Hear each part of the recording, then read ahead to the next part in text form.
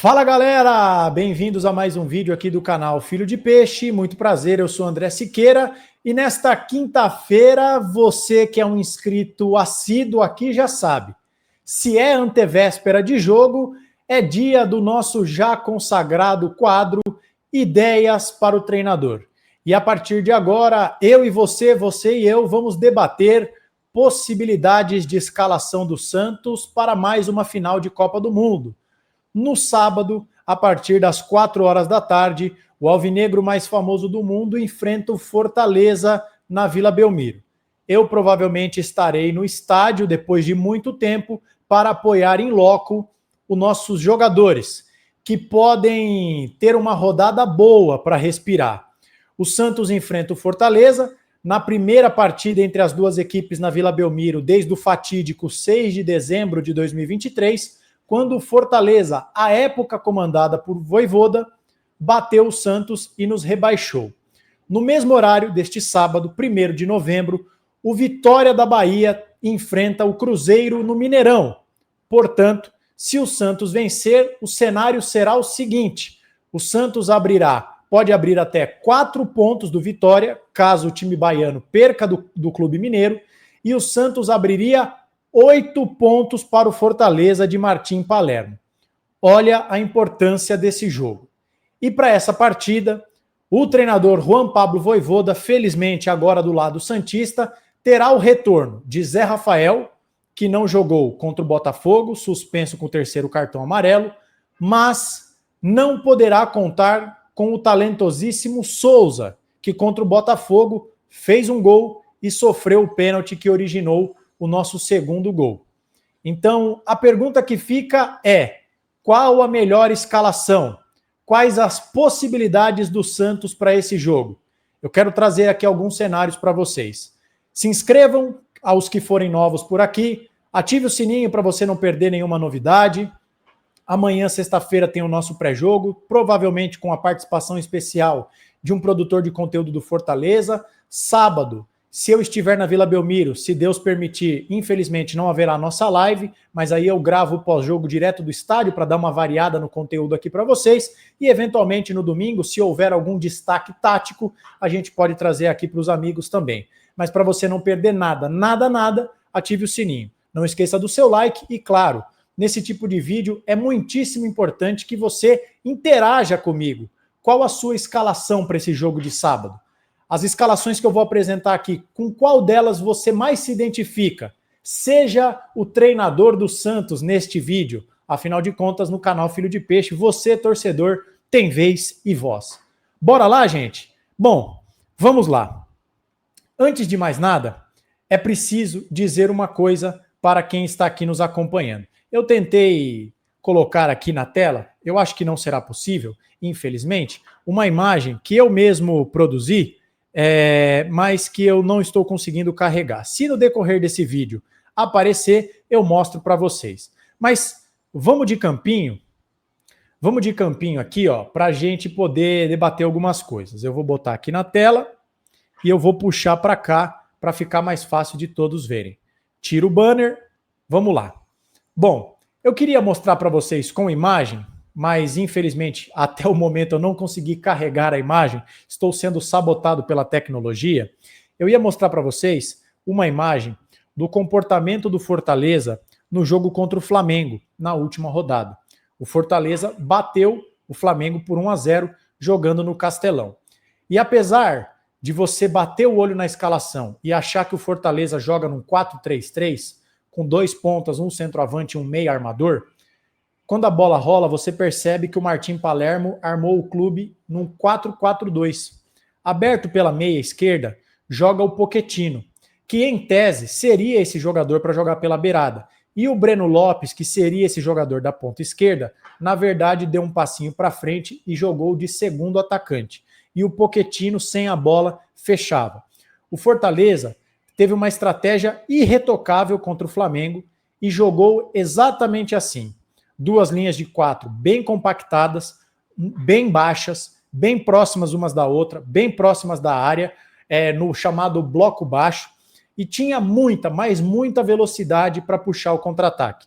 Com o Breno Lopes, com também o Bareiro e o outro jogador que agora eu me esqueci o nome, eu peço desculpas aí para os torcedores do Fortaleza, mas deixa eu buscar aqui no Google para ficar fácil, né? Até em respeito aos torcedores do Fortaleza. O nome do rapaz que jogava aberto pela direita era o senhor Herrera. Agora sim. E o Herrera jogava aqui pela direita. São 3 jogadores velozes, o Herrera, o Bareiro e o Breno Lopes. Então, é muito possível, é muito provável que o Fortaleza replique essa estratégia contra o Santos. Um time que vai dar bola para o Peixe, que vai apostar no contra-ataque com muita velocidade. É importante que seja dito, para fechar essa parte do Fortaleza, que contra o Flamengo, antes do Breno Lopes fazer o gol, o Fortaleza teve 3 contra-ataques que poderiam ter resultado em gol. Eu assisti a esse jogo e você vê que o contra-ataque do Fortaleza está encaixadinho pelo Martim Palermo. Então, feita essa ressalva, né, feita essa explicação, melhor dizendo, sobre como joga o Fortaleza, vamos lá falar do Santos, pedindo o seu like mais uma vez. Se tudo transcorrer como parece, o Santos deve ir a campo com esse time que está na tela. O Zé Rafael volta para o time titular, o Barreal volta para o lado direito no lugar do Vitor Hugo, e sem o Souza é muito possível que o Guilherme volte ao ataque e jogue junto com o Lautaro Dias. A escalação poderia ser, portanto, Brazão, Igor Vinícius, Adonis, Luan e Escobar, que não jogou para o Souza jogar contra o Botafogo, Schmidt, Zé, Barreal e Roleiser, Guilherme e Lautaro. Mas eu, André, não escalaria o Santos deste jeito e eu vou começar aqui agora a explicar o que eu faria. Bom, em primeiro lugar, eu não jogaria com o Escobar, porque, como eu disse, é muito provável que o Fortaleza dê a bola para o Santos e o Santos precise propor jogo do começo ao fim e o Escobar tem muita limitação no aspecto ofensivo, todos nós sabemos disso. André, quem você colocaria? Bom, no cenário ideal, eu faria o que eu tenho certeza que não vai acontecer, como defendeu num ótimo vídeo o Eduardo Jardim, jornalista que tem um canal aqui no Santos chamado Jogo Falado.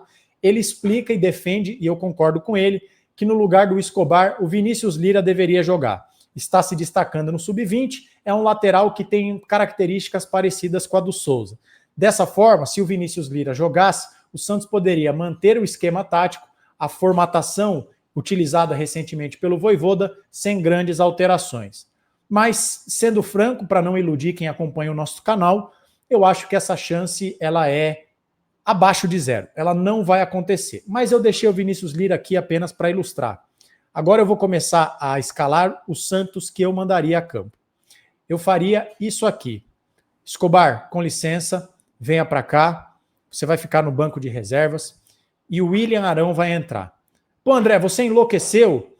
Vai jogar dentro de casa com o Fortaleza, com 3 zagueiros? Você vai ser retranqueiro contra o Fortaleza? Não, e eu vou explicar por quê.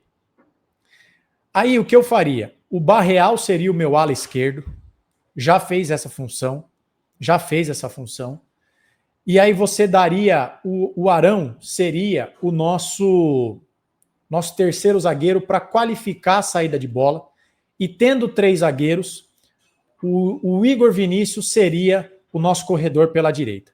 E eu vou explicar por que eu acho que o Arão pode jogar de volante, tá, gente? Para o Santos jogar nesse 3-5-2. Contra o Vitória, eu estou com os números aqui na tela. O Vitória deu a bola para o Santos e saiu no contra-ataque.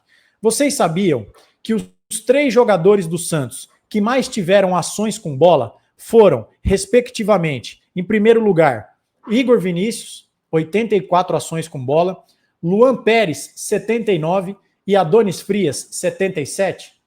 A título de comparação, o nosso armador, Roleiser, teve 76 ações com bola. Ele foi o 4º. Ou seja, contra o Vitória, quem mais ficou com a bola foram os jogadores de defesa do Santos. E o Adonis Frias, por exemplo, ainda não me convenceu sequer como zagueiro. Quem dirá como um jogador que vai ter a posse para ficar armando o Santos. Então, já que o Santos pode enfrentar um cenário em que o seu adversário vai ficar fechadinho e o Santos vai ter que ficar girando a bola de um lado para o outro, eu prefiro o William Arão para qualificar essa saída de bola junto com o Luan Pérez, sabendo que o William Arão passa a bola para frente, ele acha esses passes entre linhas do que qualquer outro jogador. Esse é o primeiro motivo. O segundo motivo é porque aí o Santos teria jogadas de ala, jogadas pelas alas. O Barreal pela esquerda e também o Igor Vinícius pela direita. Aí o João Schmidt poderia jogar mais à frente da área, o Rollaser como uma espécie de meia direito, o Zé Rafael como um meia esquerda, como ele vem fazendo, pisando na área, e mais adiantado, o Guilherme junto com o Lautaro Dias. Porque, tendo o Barreal na ala, você tira o Guilherme do corredor, porque nós já estamos carecas de saber que quando o Guilherme pega a bola aberto pelo lado esquerdo aqui, com a marcação postada, o Guilherme cercado às vezes por 2, por 3 jogadores, não sai nada dessa jogada. O Guilherme cisca, toca para trás.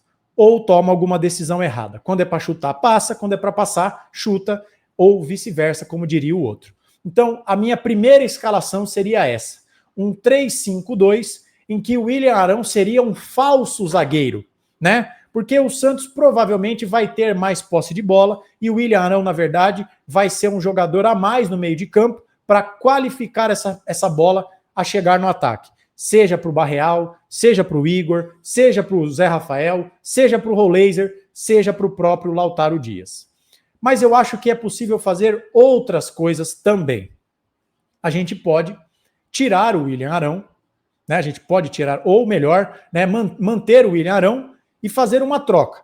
Geralmente o Guilherme joga aberto pelo lado esquerdo. A gente pode manter o Guilherme no banco de reservas e, como estava no banner desse vídeo, o Robinho Júnior pode jogar. Eu diria, inclusive, que ele tem que jogar.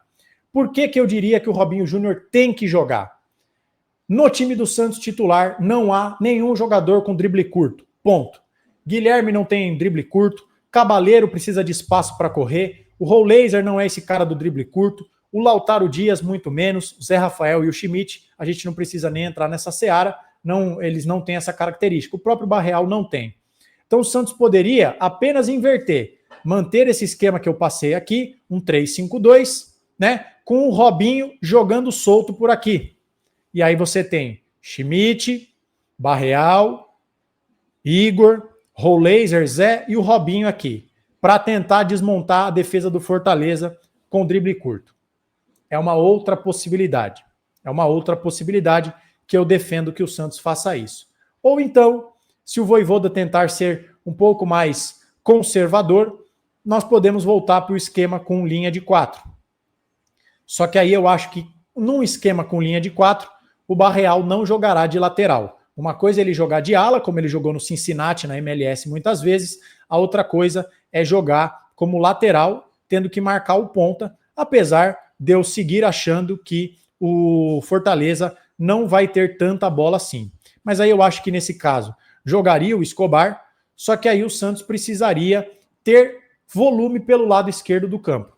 Aí o que eu faria? O Barreal jogaria aqui, para ter um jogador, porque o Barreal é canhoto, então o Santos teria jogada de linha de fundo por aqui, tá? E agora, gente, se ajeite, se prepare, não caia da cadeira. Eu tiraria o Lautaro Dias, porque ele não tem presença de área, e agora chegou aquele momento que talvez eu me arrependa. Se é para ficar cruzando bola na área, o Tassiano tem que jogar.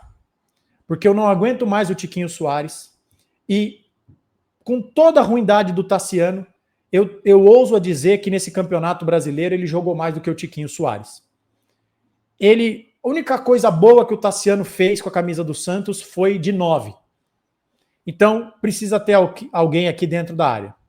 O Barreal seria esse jogador para dar profundidade pelo lado esquerdo, para ter jogada de linha de fundo. Você solta o Igor Vinícius, fala, Escobar, dá uma segurada aqui. O Santos faz a chamada saída de 3, deixa o Schmidt à frente deles, libera o Zé Rafael, libera o Rollaser, e aí o parceiro de ataque do Tassiano, mais uma vez, eu acho que o Santos pode ter o Robinho Júnior para driblar.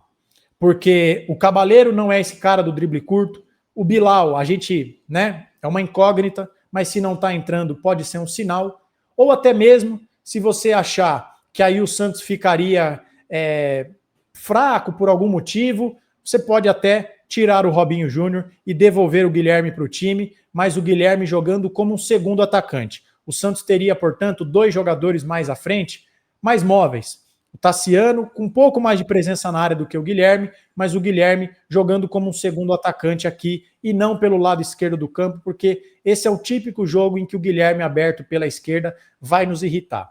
Então eu tentei aqui trazer para vocês algumas possibilidades de escalação, com 3 zagueiros, com linha de 4, com o Robinho Júnior, que eu acho que tem que jogar, e com alguma alternativa para a gente ter um lateral esquerdo ofensivo para suprir em quase mesma qualidade a ausência do Souza. Então, fica aqui essa minha sugestão, mas vamos aguardar o que o Vojvoda vai preparar para esse jogo contra o Fortaleza, sábado, a partir das 4 horas da tarde. Espero que você tenha gostado deste vídeo e eu quero saber sua opinião. Como você escalaria o Santos? Dessas escalações que eu propus aqui, tem alguma que lhe agrada?